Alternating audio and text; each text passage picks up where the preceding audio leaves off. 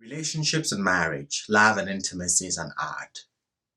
It's not something that just happens. It must be learned, cultivated, and practiced carefully if it is to flourish.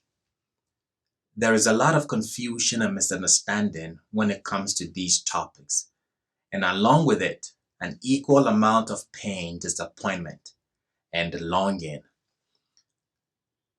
Do you know some of the reasons marriages are in trouble? It's because men and women don't get along. As simple as that.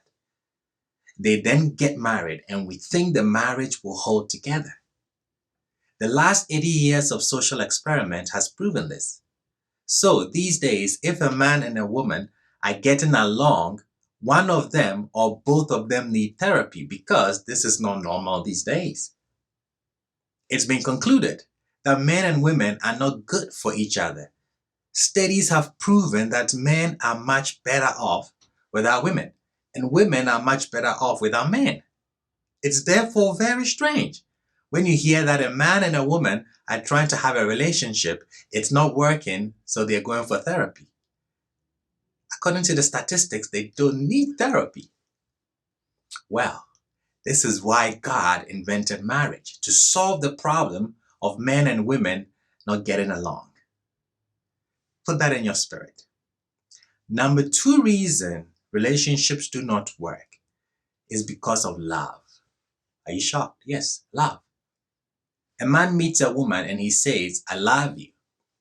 She says in return, I love you too. And then they conclude, let's get married.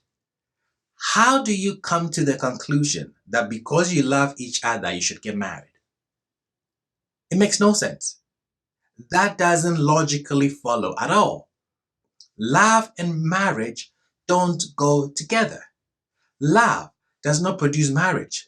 Love does not make marriage work. Ask your grandparents. I was speaking at an event on relationships, and during the Q&A, a lady posed this question. She said, can I ask you a question, Rabbi? Sure, go ahead. Can I ask you why you married your wife? Is it not because you love her? Without blinking, I answered, the reason I married my wife is because I cherish and respect marriage. I chose my wife because she's the one I want to enjoy this thing called marriage that I so cherish with. Her eyes got watery. She hasn't had this before. You see, I realized with the marriage counselings that I have done that there are things that happen in marriages that result in divorce that was bigger than the love the spouses had for each other. Love couldn't hold them together.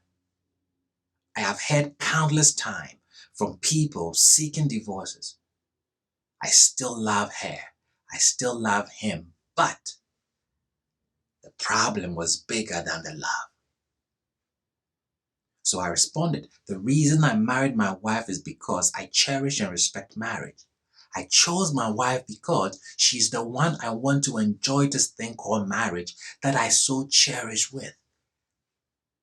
You're a young lady ready for marriage and you meet a nice gentleman and he approaches you and says, I love you.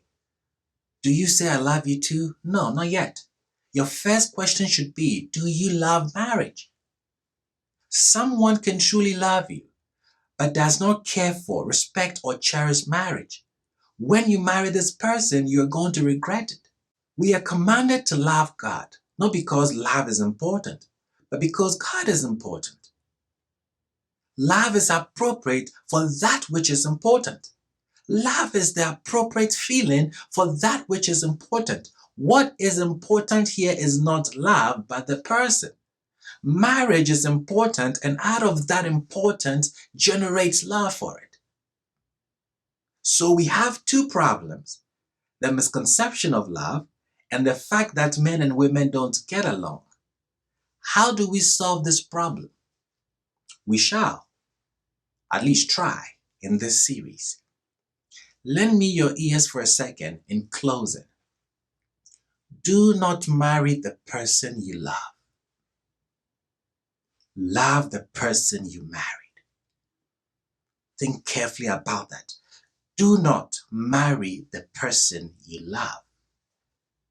Love the person you marry.